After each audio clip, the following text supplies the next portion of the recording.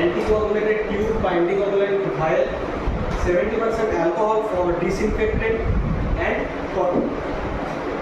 এটা হলো কি cotton।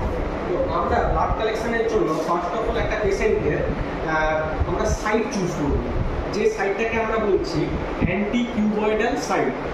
এই পোর্শনটা হচ্ছে অ্যান্টিকিউবয়েডাল সাইট, ফোকাস করব। এই সাইডটাকে আমরা বলছি অ্যান্টিকিউবয়েডাল সাইড।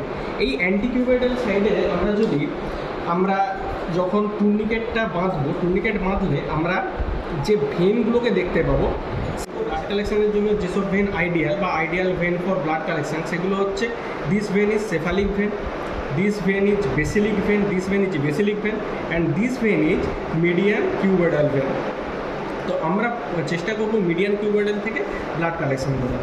তো পেশেন্টকে আমরা ফার্স্ট টুর্নিকেটটা বেঁধে নিলাম। নেক্সট আমরা কী করবো, কটন দিয়ে 70% অ্যালকোহলের মাধ্যমে ব্লাড কালেকশন সাইডটাকে ডিসইনফেক্টেন্ট করে দেবো। তো ডিসইনফেক্টেন্ট করার আগে আমরা সেন্টার টু পেরিফেরি এটা ভালো করে ডিসইনফেকশনটা করে নেব।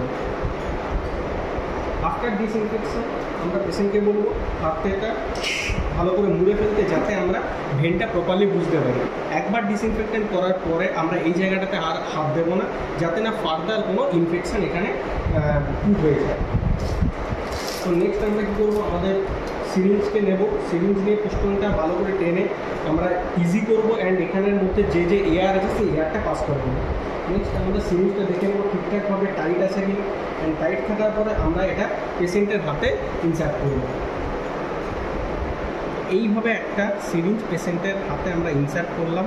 তারপর দেখে নেব এই জায়গাটাতে যাতে ব্লাডটা এসছে নাকি। যদি আমরা এখানে বুঝতে পারি ব্লাড এসে গেছে, দেন আমরা পিস্টনটা টানবো অ্যান্ড যতটা আমাদের ব্লাড দরকার সেই ব্লাডটা আমরা নিয়ে নেব।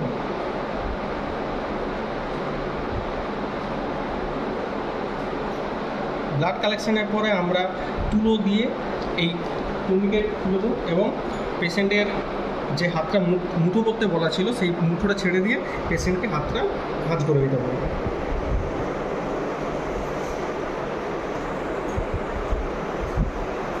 This is total blood collection procedure.